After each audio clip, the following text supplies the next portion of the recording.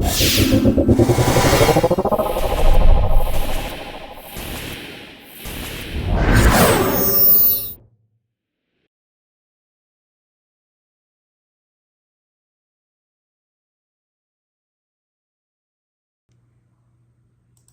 Biden-Harris administration's border policies have failed the American people. And this strategy is intentional. They support open borders and allowing dangerous illegal aliens, like Laken Riley's murderer, into American communities. Beaten so badly that she suffered a, quote, disfigured skull. They support decriminalizing illegal border crossings and granting amnesty to tens of millions of illegal aliens. Raise your hand if you think it should be a civil offense rather than a crime to cross the border without documentation. They support sanctuary cities that protect criminal aliens. A vicious Midtown attack over the weekend. District Attorney Alvin Bragg's office declined to prosecute, yet all were released but one. A group of migrants were arrested on gun and drug charges, but then some were subsequently released without bail. Attacking ICE, comparing them to the KKK. Are you aware that there's a perception? Do you know Are you aware that there's a that puts perception? ICE in the same category as the KKK? To suggest that we have to build a wall across our southern border because there are terrorists who are trying to invade the country. It couldn't be farther from the truth. Border officials say they've seen a growing number of people on the FBI terrorist watch list trying to enter the country through the southern border. But soon you're gonna know who I am. Border Patrol agents encountered at least 375 illegal migrants on the terror watch list. And what's more shocking is that Nearly 100 illegal immigrants on the terror watch list have been released into U.S. communities. And they want taxpayer-funded health benefits for illegal aliens. I don't think she really understands it. I don't think she cares to understand it. And I think that's very evident in the policies of this administration.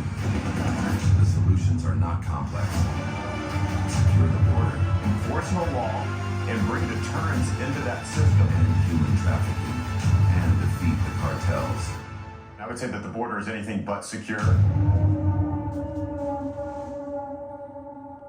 Under President Biden and Kamala Harris, foreign policy failures leading to wars while raging and rising instability around the world have become the norm. These wars have killed U.S. service members, such as in the disastrous withdrawal from Afghanistan. The likelihood there's going to be the Taliban overrunning everything and owning the whole country is highly unlikely. And they own the whole country now, the Taliban. Taliban are now in complete control of Afghanistan.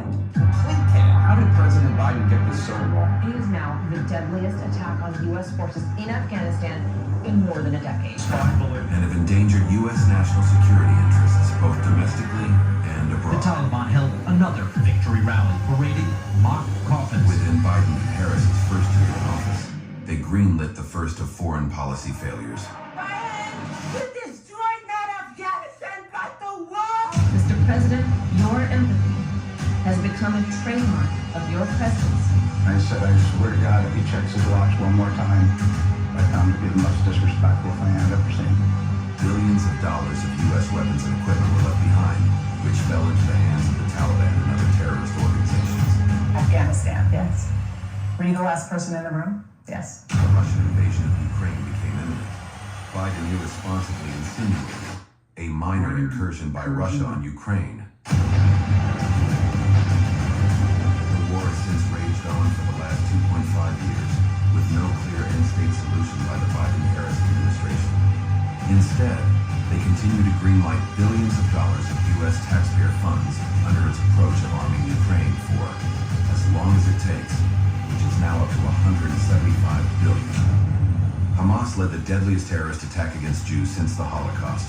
Yet the Biden-Harris administration continues to be vague on where their support stands with Israel. All of these instances continue to give China confidence to pursue their aggressive anti-American agenda, with continued threats of invading Taiwan and deliberately sending spy balloons over U.S. territory. So the question is, do you feel more at peace?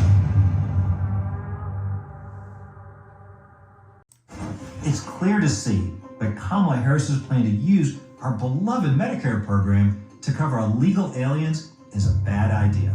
I've always been for Medicare for all. We would have to go from the current system into a Medicare for all system. Medicare for all is my plan. My healthcare proposal is a Medicare for all proposal. I have a Medicare for All plan. But do you know how bad Kamala Harris's plan really is? I want to give you 5 quick reasons to oppose this plan that you can share with your friends and family so we can kill this terrible idea and keep Medicare safe and secure. Number 1, it'll drain our Medicare program.